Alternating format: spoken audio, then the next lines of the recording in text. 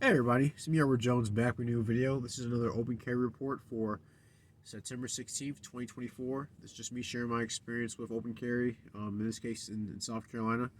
We've been a constitutional carry state since March 7th of this year, and so far I'd say the experience has been going well. I will say I did see one guy. It was last week. I think I was planning on doing a video or just chilling in the truck at the at the Dollar General parking lot. Right now I'm in the Big Lots parking lot, and I saw a guy step out of a Subaru. And it was like a young guy, and he had what looks to be a Smith and Wesson 357 Magnum.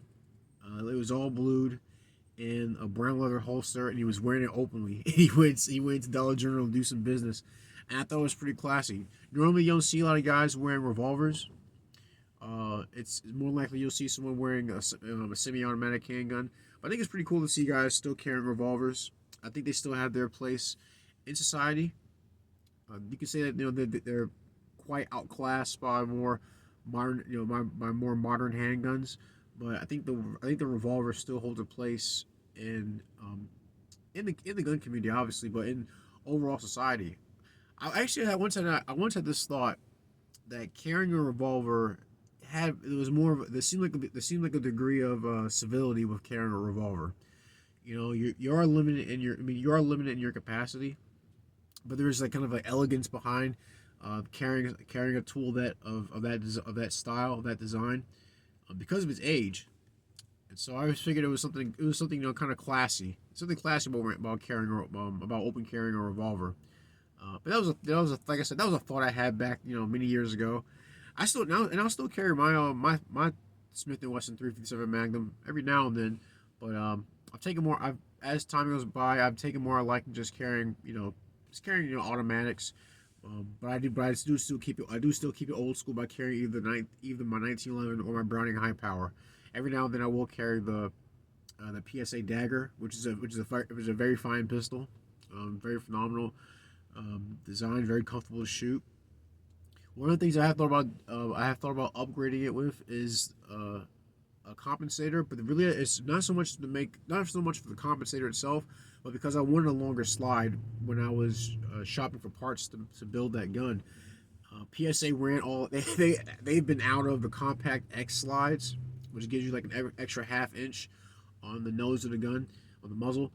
But they've been out of them for so long. I had no idea when they were going to come out. But I did see a compensator that would fit with the standard slide if you have a threaded barrel, and I do have a threaded barrel on my PSA Dagger.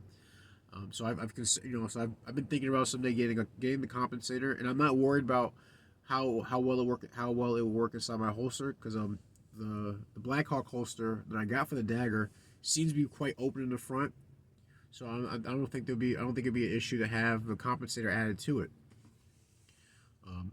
I've seen guys use compensators on carry guns, and I think it's a good idea. You want more muzzle control. If there's anything you can do to reduce muzzle flip, I say why not? Why not have that feature on your firearm if it increases accuracy? Some road rage.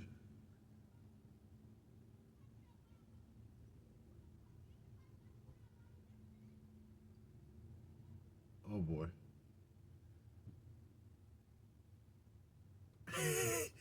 That was unexpected. um, I guess a car avoided hit another car, and the driver got out and got in a shouting match. I'm glad. I'm actually kind of glad that happened right here in the video.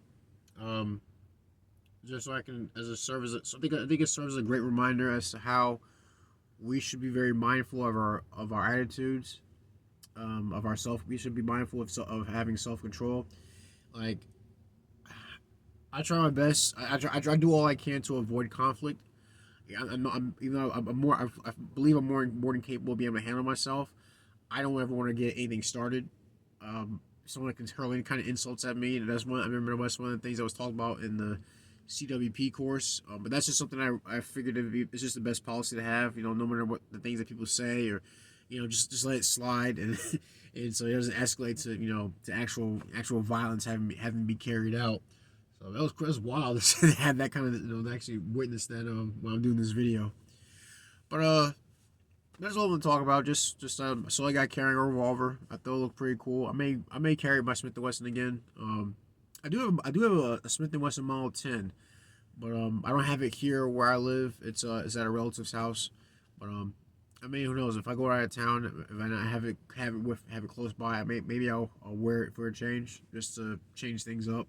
It's parkerized, so it does have my favorite finish on it. But that's it. That's all I want to talk about. How is open carry going on and where you're living? Shout out to those who leave comment section, talk about your experiences, especially you TAC Medic. I really always appreciate your comments. Any gripes, complaints, send me a PM. I'll see what I can do to address them. Also, I do still plan on I plan on getting that open carry holster for the Browning High Power. That was Belgian military surplus. I still want to get that. I just haven't gotten around to doing it. I have other stuff come up, but it's still on my to-do list. If you want to help out with the channel, go to my YouTube homepage, look for the PayPal link and the Cash App link. All donation amounts are appreciated. But this is my video. It's another open carry report for September 16th, 2024. I'm Edward Jones. You guys take care, be safe, stay strapped, and keep your cool too. And God bless.